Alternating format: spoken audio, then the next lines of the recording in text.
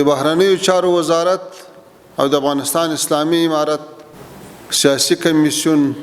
د خپل ورکړل شوی پالیسي پر اړه کې وتوانیدو چې افغانستان د نړۍ له هیوادونو سره د سیمې له هیوادونو سره د گاونډیو هیوادونو سره داسې اړیکې وساتي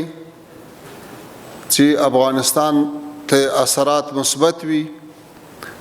هیواد ته ګټه زیاته ورسیږي. د مثال په ډول کله گاونډیو هیوادونو نه شروع کو موږ په دې توانېدلي یو چې له خپلو شپاږو سره گاونډیو هیوادو سره ښې اړیکې وساتو. په دې توانېدلي یو چې له خپلو ټولو ګاونډیانو سره لارې خلاصې وي. د پخوا نویو کلونو په خلاف د موږ د محصولاتو په دوران کې، د موږ د میوه‌جاتو په دوران کې تیر کال لارې نه دي بندې شوې او د افغان محصولاتو، زراعتي محصولاتو، معدنیاتو،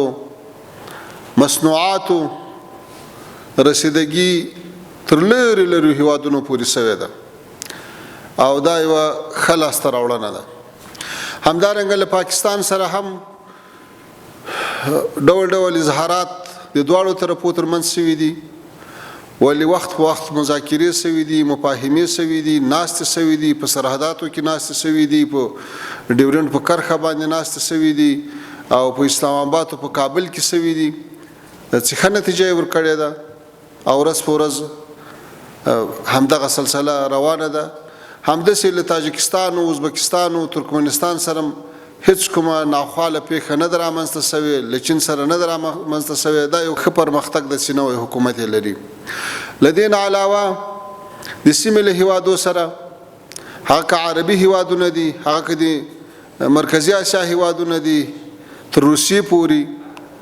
له ټولو سره مراشدر ښه ده، اړیکې هم ښې دي، تجارتي اړیکې هم غوړېدلې دي، سیاسي اړیکې هم غوړېدلې دي او په ښه ډول په مخ باندې روان یو. له دې نه ورهاخوا له اروپایي هیوادو سره، له امریکا سره وخت په وخت تماسونه شته، ناستې هم شوي دي، ورسره کېناستي یو، یو د بل تشویشونه مو اورېدلي دي او یو د بل په تشویشو باندې م غور کړی ده. په مجموع کې خوشحاله یو چې له امریکا نه نیولې تر اروپا پورې، بیا تر منځني ختیځو، تر عربي نړۍ او تر مرکزي اسیا او د سیمې تر هیوادو پورې، جنوبي اسیا، له ټولو هیوادونو نه دا اطمینان ترلاسه کړی ده او ټول د اجماع ته رسېدلي دي چې نور په افغانستان کې څوک د وسلوال مخالفت حمایت نه کوي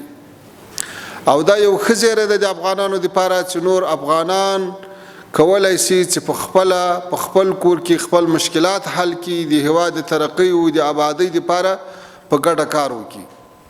نو دا یو ښه پرمختګ داسې شوی ده. د هغه متوازن سیاست له مخې چې موږ یې لرو، همدغه پالیسي ده چې د نړۍ له هیوادونو سره مثبت اړیکې ولرو، افغانستان د منفي رقابتونو ډګر نشي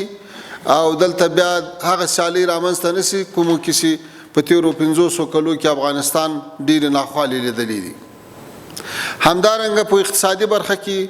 د اقتصاد محوره سیاست په خپلولو سره موږ توانېدلي یو چې د سیمې هیوادونو ترمنځ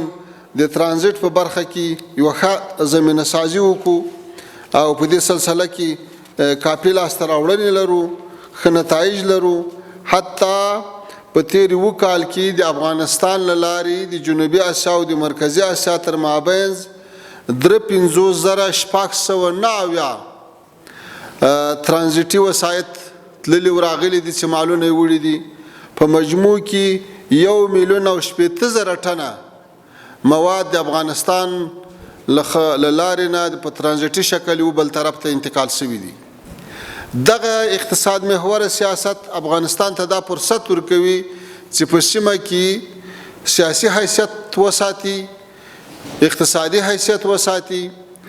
د اقتصاد محور او مرکز وګرځي، د ترانزیت مرکز وګرځي او دا د افغانانو دپاره د روزګار دپاره، د مصروفیاتو دپاره، د بوختیاوو دپاره یو ښه زیری ده د موږ تاسو دپاره. له دې نه علاوه ورونو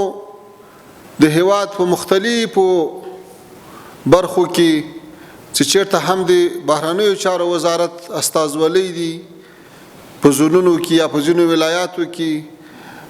او یا په سرحدي سیمو کې په ټولو کې خدمات تر پخوا ښه سوي دي چې په خپل وخت به نور ملګري هم وضاحتونه وکړي، هم د اقتصاد په برخه کې، هم د کونسلي خدماتو په برخه کې. له هېواده بهر ډېرو استازولیو ته نوي ډیپلوماتان لیږلي دي او په دې کې ورځ په ورځ میاشت په میاشت پرمختګ راځي، په اړیکو کې بهبود راځي. موږ امید لرو چې بالاخره به نړۍ دې نتیجې ته رسیږي چې له افغانستان سره به اړیکې نارمل کچ ته راټیټوي. تا به حال خود توانستیم که با جهان در 92 سال گذشته تعلقات وجود کنیم که روز به روز خوبتر میشه. به بسیاری از کشورها دیپلماتای نو را روان کردیم. سفارتخانه ها که در کابل باز است روز به روز تقویت میشه و ما امیدوار هستیم که در آینده نزدیک در بعضی از کشورها سطح سفارتکارای ما هم بالا بروه و در کابل هم از کشورهای دیگر. ما امیدوار هستیم که مثل که امروز شما اطلاع داری که محصولات کشور با کشورهای مختلف روان است و رسیده است، امی سلسله تجارت، امی سلسله ترانزیت، امی سلسله آمد و رفت یک قویتر و خوبتر شود. سیاست حکومت فعلی افغانستان یک سیاست متوازن و اقتصاد محور است که نمیخواهیم بعد از این کشور عزیز ما میدان رقابت‌های منفی کشورهای بزرگ جهان شود. ما میخواهیم که با همه روابط خوب داشته باشیم، روابط اقتصادی داشته باشیم، روابط سیاسی داشته باشیم و بعد از این افغانستان در منطقه حیثیت و رول اقتصادی و ترانزیتی و امنیتی داشته باشه. به این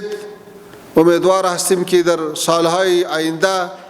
از این زیادتر و خوبتر دستاوردهایی داشته باشیم.